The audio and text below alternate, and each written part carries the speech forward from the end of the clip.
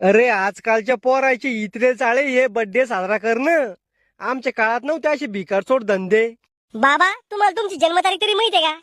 जन्मतारीख माहित नाही, पण मी पैदा झालो त्या दिवशी बंदुकीच्या गोळ्याचा आवाज येत होता. म्हणजे इंग्रजाच्या काळात जन्म झाला काय तुमचा? तेच मारत असेल बंदुकीने गोळ्या.